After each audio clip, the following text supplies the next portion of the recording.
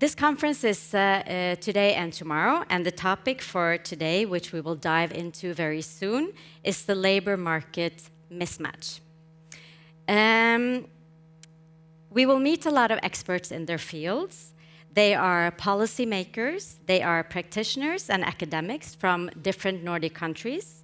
We also have a few guests from other countries here today.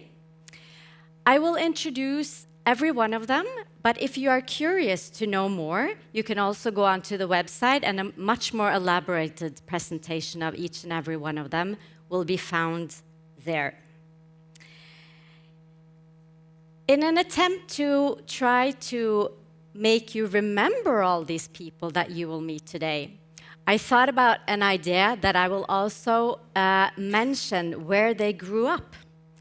Because since this is a conference where we are concerned about mobility and geography, I thought it would be fun for all of you to place them on a map mentally, so maybe it makes you remember them better also.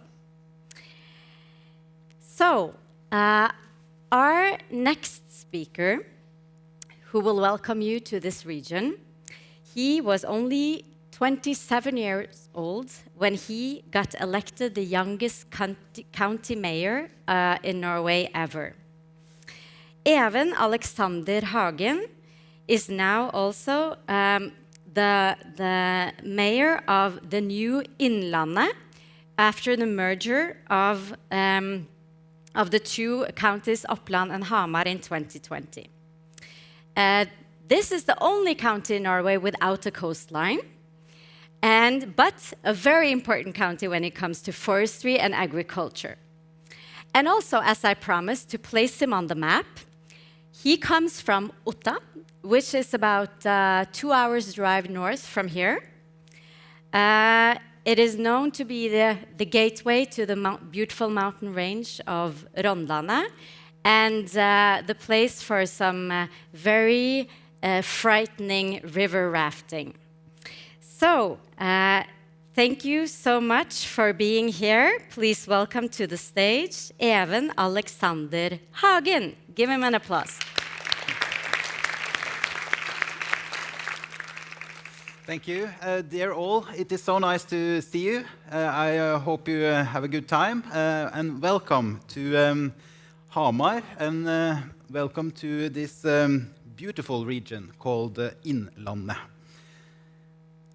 I want to start by showing you a film that gives a short introduction to this beautiful part of Norway.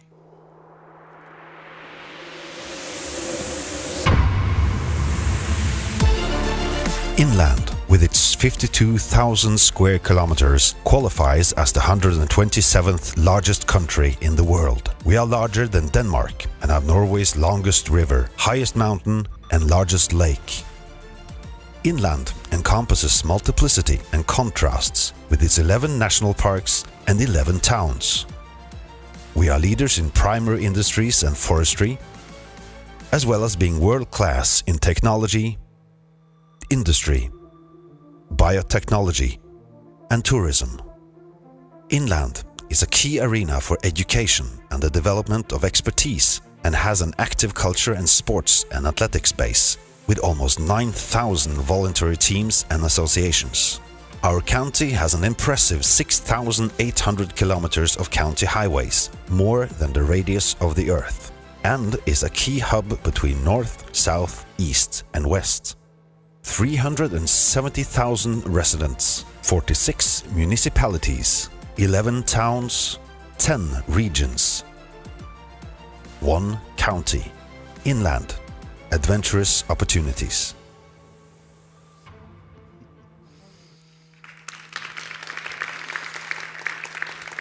As you saw in the film, Innlandet is an interesting county with many opportunities.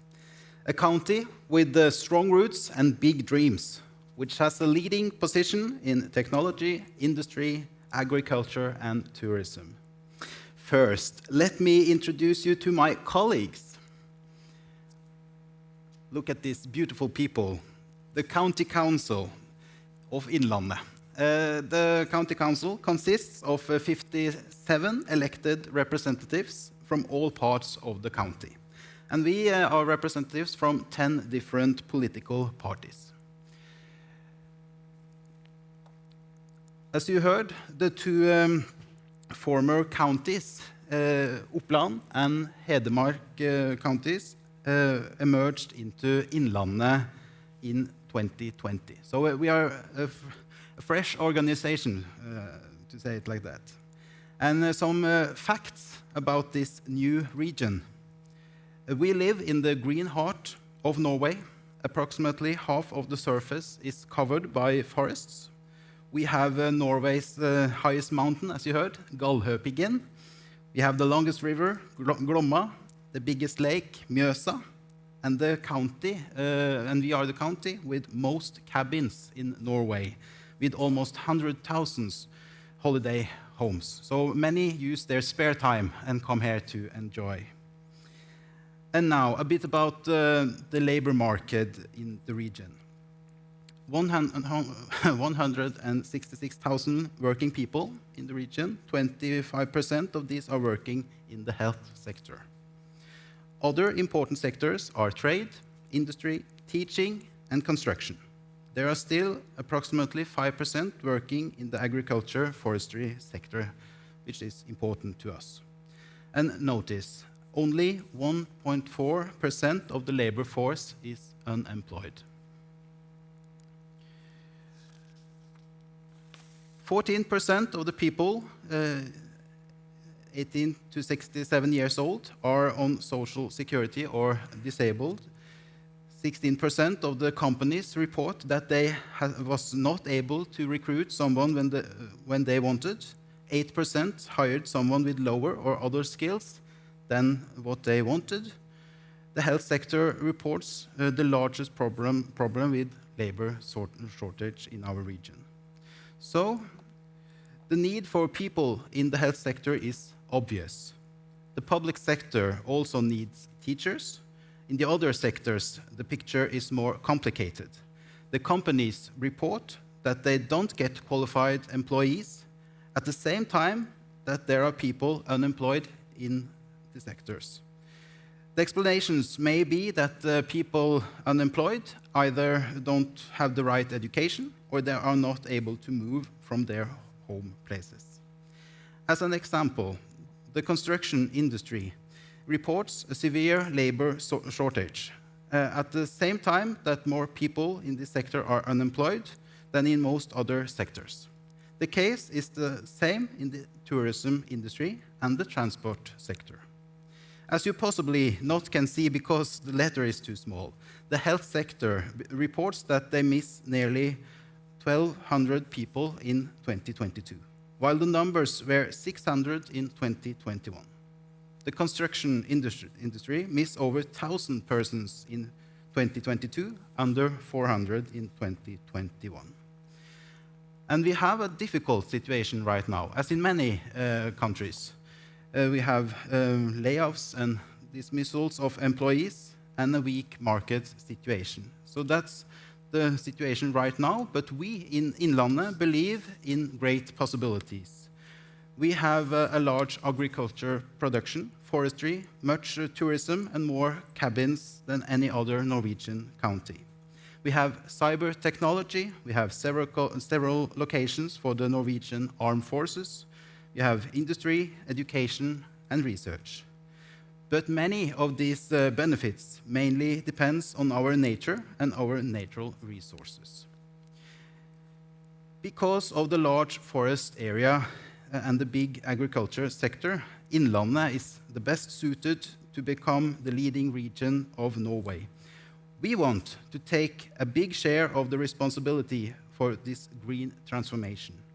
Innlandet is also the center of a very important business cluster called Heidner, which consists of companies that work with research, innovation, and commercialization in the bioeconomy sector.